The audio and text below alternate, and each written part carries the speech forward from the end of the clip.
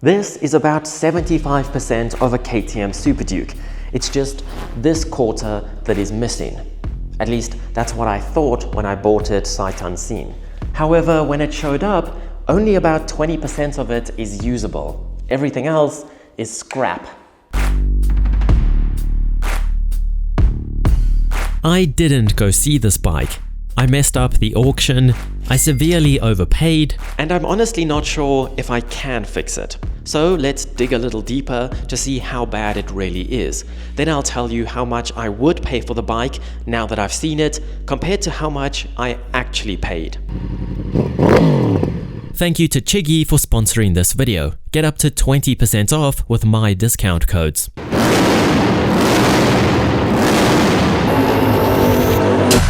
The first generation 1290 Super Duke practically invented the super naked segment. In fact, my dad actually had one when I was 16, and it taught me that something other than superbikes existed. As some of you may know, this is my father's KTM Super Duke 1290R. The original ones were raucous and unrefined. They were just a giant V-twin stuffed into some scaffolding. Don't get me wrong, they were awesome. But when I got to test the latest 4th generation 1390 Super Duke, it was next level. So much so that it tops my very own scoreboard. But they're very expensive. In my opinion, the 3rd generation is the sweet spot. They have the newer, updated frame like the 1390, so they handle better than the first 2 generations. But they still have the 1290 engine. So it doesn't have any of the overcomplicated shift cam or cam shift like the 1390s have, which also makes it cheaper. And it's no secret that I've always wanted one. But what usually stops me from buying one isn't the fact that I'd rather have a Super Duke. It's that they cost $18,000. So if I can fix this one up for cheap, I could make a decent profit to buy a Super Duke.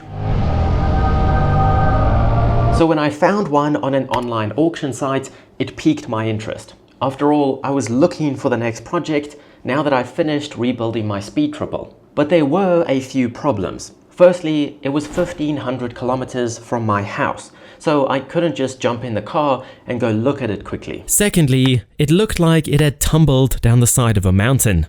I know from past experience that there is a lot you can't see from photos. But even so, it was obvious that the subframe was missing.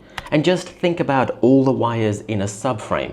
It holds the battery, different modules, and even the seats and taillight. So the mileage is unknown. The tank was obviously dented, the headlight was missing, the rear tire was dismounted from the rim.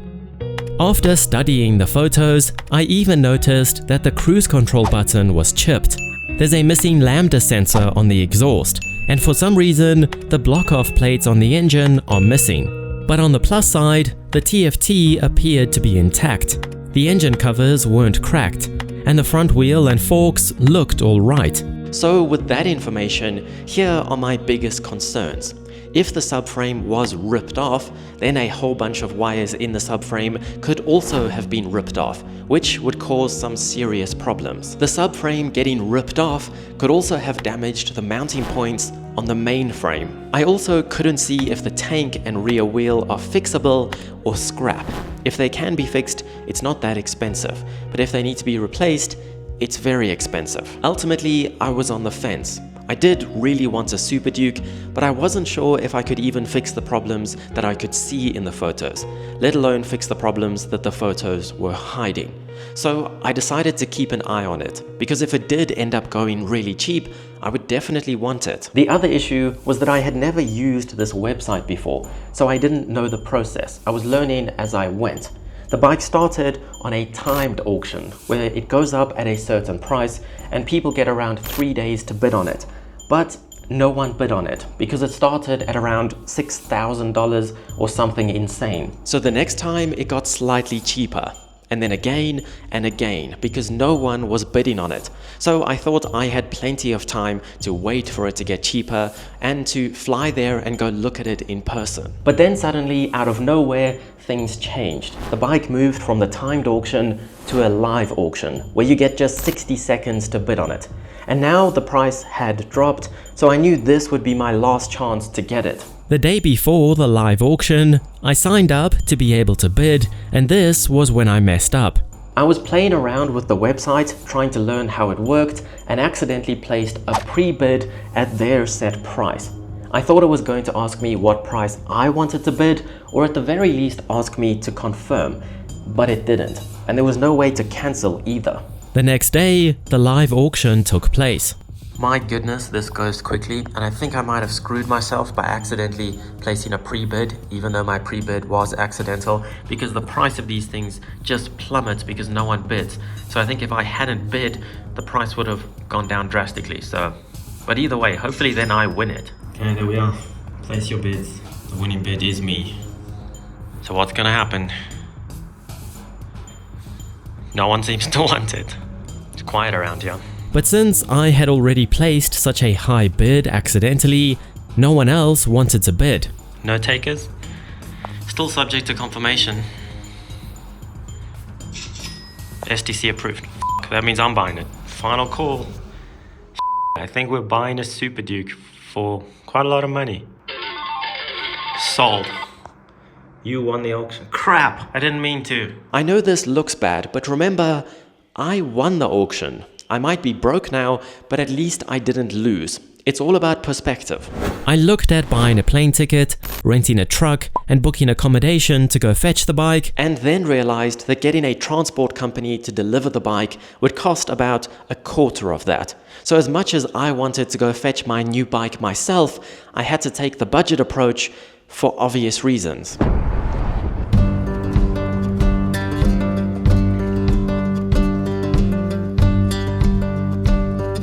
And here it is, the 2020 KTM 1290 Super Duke that I've always wanted.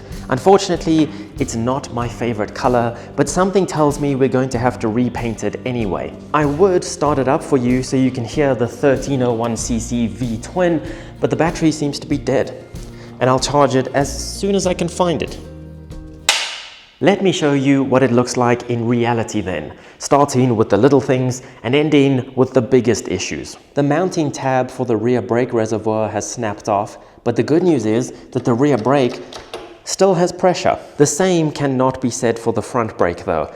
The cap on this reservoir is really scratched. The reservoir for the hydraulic clutch is still here, except for the lid and the fluid. That's gone. I already told you about how the cruise control button is chipped, but the other switchgear is going to have to be replaced as well because the starter button is sticky. You can't see that in a photo. More good news is that the mirror glass isn't broken, but that's because it's not there. Neither is the other mirror entirely.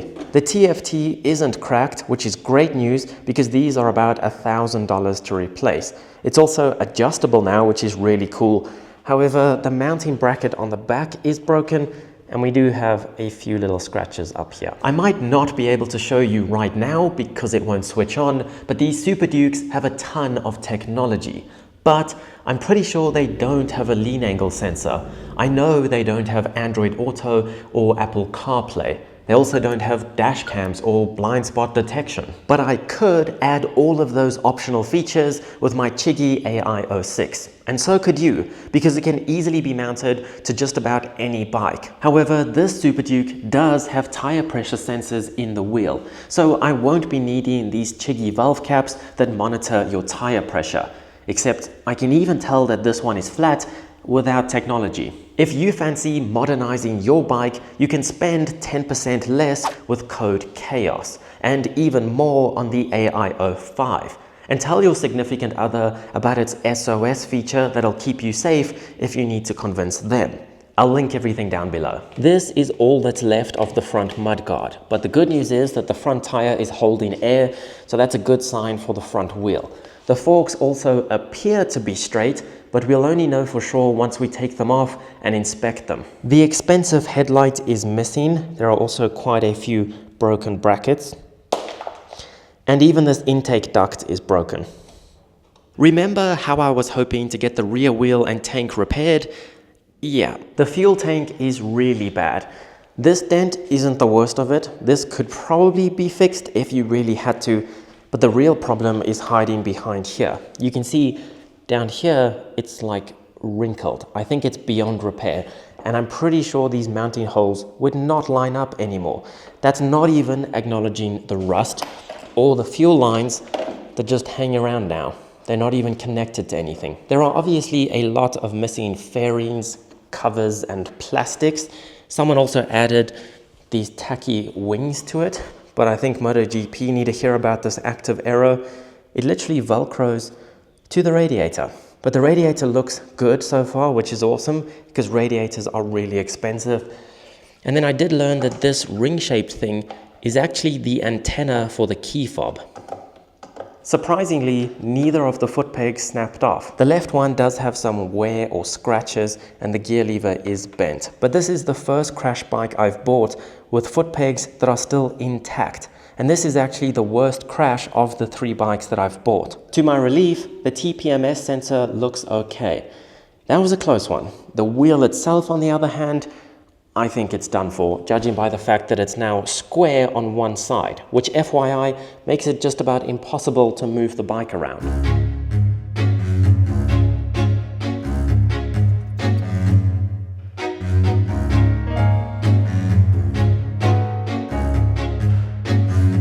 It's crazy just how mangled this wheel is. There was even glass inside the tire when I got it.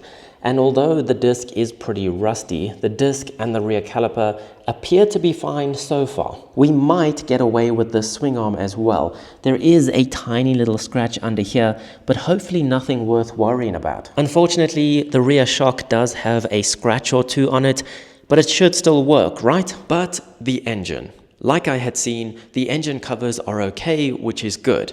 And those block-off plates are missing, but I think I know why. Don't you think it's a bit weird that this whole bike is destroyed and yet the stock exhaust is perfectly intact? Like, not a scratch.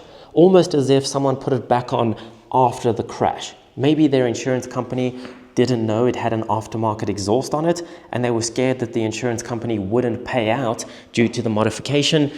But sometimes aftermarket exhausts do come with those block-off plates. But the engine itself might not be fine, because there's something that I didn't see coming. The valve cover on the rear cylinder is cracked, so you can now see the timing chain, the cam gear, and even the chain guide, which is really upsetting and worrying. Now we get to the subframe, where my biggest fears came true yet again. So this is all that is left of the subframe, and to my surprise, it's actually an aluminium subframe.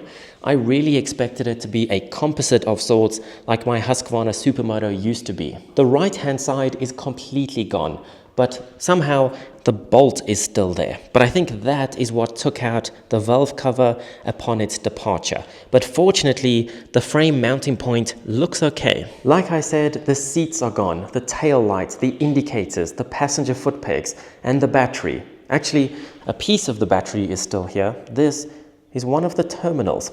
And when the delivery driver showed up to drop this bike off, the first thing he handed me was this module. He said it was actually lying on the trailer when they stopped, so luckily he found it. This is what is left of my battery tray, and even the rectifier below it has a broken fin. It should still work, but even that is broken. But the real problem is the wiring, or more specifically, the ECU, I think. So the ECU has 3 connectors. One of which got completely yanked out, so you can see the damaged pins. And this is its connector, which also has some damaged wires. But if we follow the loom up a bit, you get to this section, which has quite a few damaged wires that are definitely shorting out. Now, I have no doubt that someone can fix this, but it sure as hell isn't going to be me, because I take about an hour just to wire a basic plug. Other than that, I think it's been sitting outside for a while because everything is dirty and rusty.